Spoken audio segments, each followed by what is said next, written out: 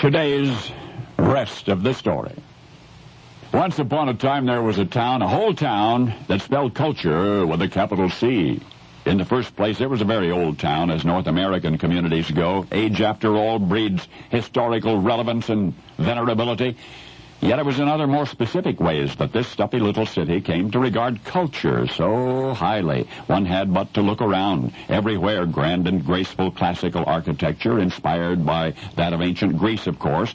One had but to converse with the townsfolk to learn their tastes. Great art, great literature and drama, great music, preferably symphonic music. It was a town gloriously questing after knowledge. Indeed, it embraced more than a dozen colleges and universities in which to pursue that objective. A whole town worshiping at the shrine of culture, until one day a serpent slyly crept into the orchard. A counterculture, threatening more than 100 years of carefully encouraged elegance and sophistication.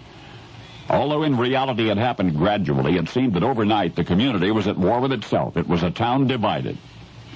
Now, I don't know how the neighbors in your hometown took the Charleston when youngsters first started dancing the Charleston, or the big bands, or rock and roll, but I do know how the citizens of this one community reacted to all of the new music and to the country and western craze. That really upset everybody. They practically went up in flames. They called it hillbilly music, shocking, unsophisticated, primitive. They said it was primitive and twanging. They called it throbbing nonsense, and pretty soon the airwaves were dispatching this unwanted noise into the most distinguished homes. That was a frightening intrusion.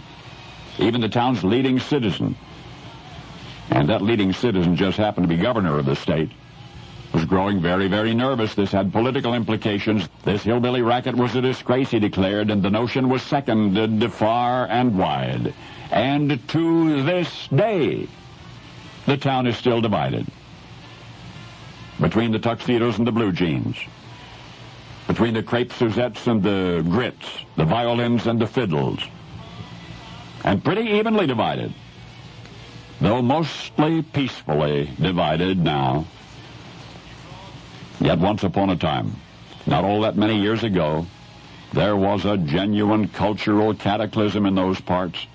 There was a deafening sigh of dismay the day the hillbillies came to stay and brought their music with them to the Athens of the South, to the Tennessee town that hated country, to the super-sophisticated city on the banks of the Cumberland River called Nashville.